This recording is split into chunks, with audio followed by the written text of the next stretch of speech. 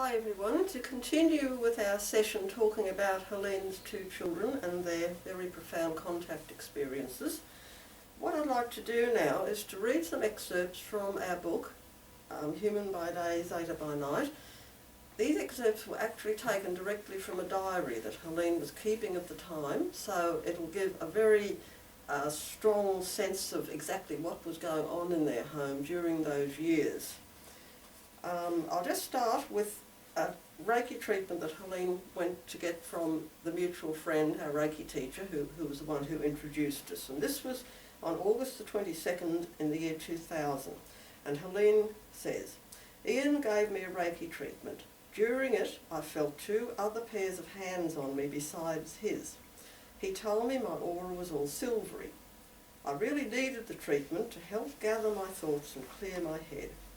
In one way it was wonderful to feel another set of hands working on me, and it felt very calming and comforting, but later on it seemed as if it brought all my feelings and emotions up to the surface, as Reiki tends to do.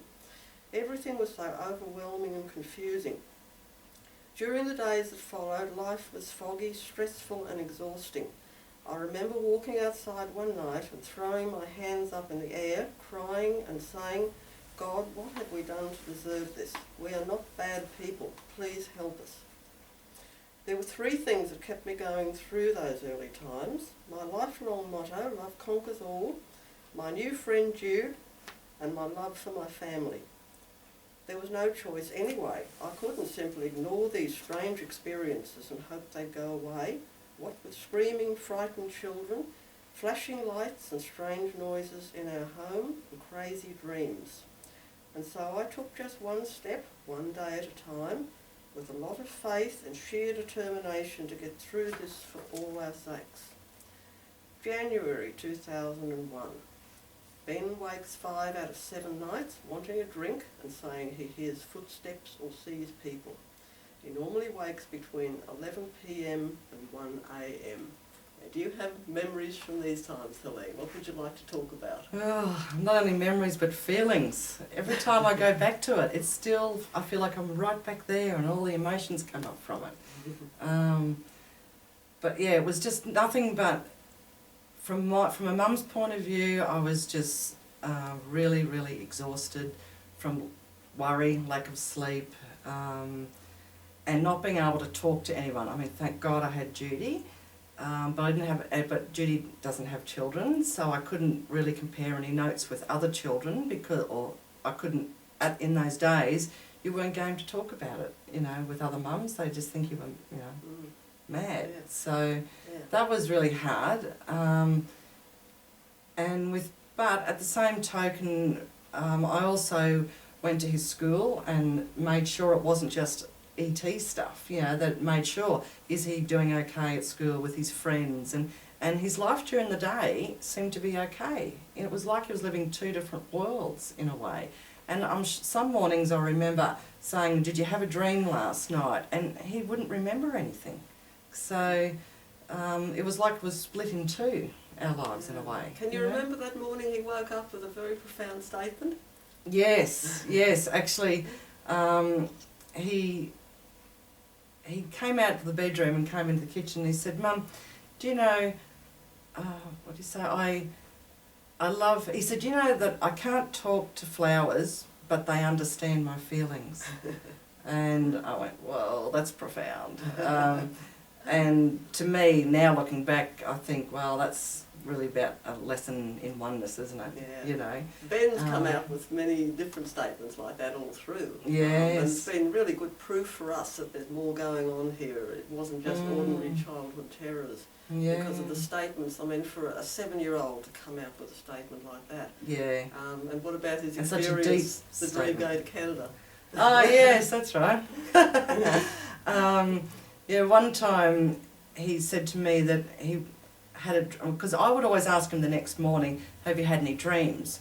And then, we'd always be able to distinguish what were dreams and what were experiences as well. But as a young child, I felt that was the easiest way to sort of find out things or to see where he was at within himself too, But one time he did say to me, he said, "Mum, I had a dream last night." He said, I I dreamt that I went to Canada and I was speaking French to a man. And I said, do you remember anything else? And he said, no, that's all I remember. And then off he'd walk off. And there's no way at age 7 he would have known that they speak French in Canada. No, we've got never learnt it in school. And we've got no relatives in Canada. I mean, no. There's no way he would know that. No. I mean, that sort of thing isn't taught in schools here in Australia. No. and as, you know, a lot of people who have star children or hybrid children or whatever, they, you know, I'm sure you all have children that do the same things and come out with wonderful statements. But to me, that's just confirmation that we're on the right track as well, in a way. Yeah. And it's also his way of, on some level, maybe saying to me, I'm okay, but I've just got to get through my own fear or disconnection.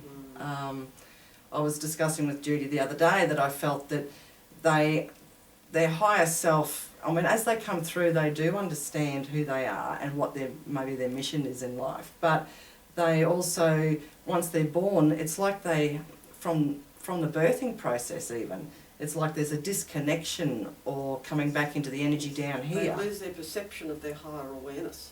Yes. I mean, I can speak from my memories of childhood contact experiences I used to have. It was like you had two brains operating in your head at the same time. Both telling you opposite things, but you knew they were both right. So it's very, very confusing until you can move past the fear barrier and start to connect in consciously to the information and the memories. Yeah. Once you can do that, you start to understand that, okay, it's a higher consciousness that's starting to bleed through. And this is why even with star children, they can still go through a lot of fear because they're so focused in their limited human consciousness. Until they can link into their higher ET family consciousness. Yeah, definitely. Yeah. I remember also too thinking, why us? We're not into anything new, or we weren't into anything new agey in those days. And the only reason why I learnt Reiki was to help, you know, my son with his asthma. But it just, I just couldn't understand. I was just really really upset with everything and didn't know what was going on in my life and why us but now looking back, I mean, it's happening naturally to a lot of people. So this is why we're doing this video in a way, is to help other mums especially realise that it's okay. Because there are a lot of star children being born these days, and it's really important to get this understanding out there for the parents to be able to deal with it. Yes. Because if you just go into denial or fear, you're not helping your child, you're not helping yourself. No. It's very, very important to acknowledge this is happening on the planet now, and people need a much broader understanding to be able to deal with it. And as I've always said, love conquers all. So I always believe love is your power. And should I go into about his dream now? Oh, I think so. Why not? Okay. It's funny how one thing leads into another. It does with these things.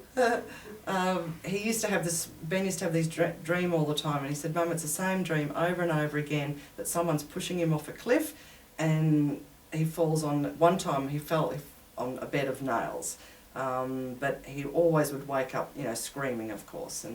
And then I said to him, listen, next time you have that dream, why don't you be like Peter Pan and fly? Because at the time we were watching, you know, the Peter Pan movie.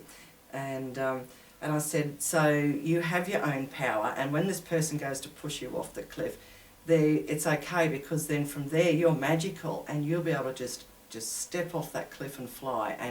And don't forget, it's love is your power. So, you know, you're going to be safe. It's, you know, everything's going to be okay. Then, you know, over the next week or 2 weeks, I kept saying, have you had the dream yet? And he said, no, I never got it back. So I felt on a conscious, because it came through then consciously, then he didn't have to keep, it was about his own fear, wasn't it? Yes, that's right. And I mean, that's what we're dealing with, all of us who have gone through these sort of experiences, particularly with the Zetas. It's all about bringing your own fear issues to the surface, which is the only way we can ever grow in spiritual strength. Yeah. Open to deeper levels of conscious awareness. When he used to do a lot of the trances, he got to a point where he then started running around the house screaming, and I used to just, you know, it was like he was on a mission, he was trying to get outside. And then we realised later on that it actually meant that, in a way, when he was sleepwalking, it's like he was trying to get on the ship, to go upstairs, as we call it. So, yeah, there's just so much to it all, isn't there?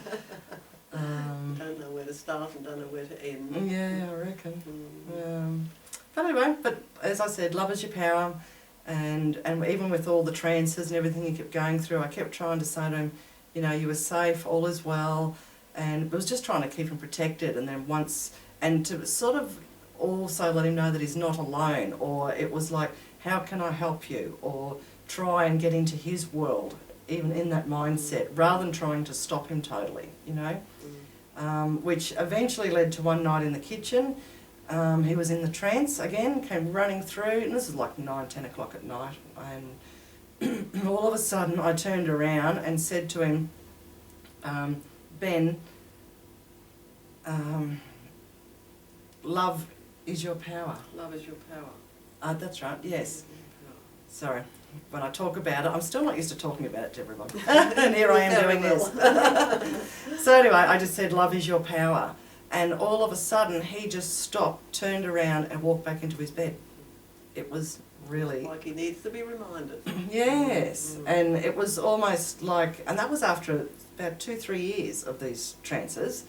But I felt like someone... Well, I now know that the message was passed through to me and it was ready to pass on to him.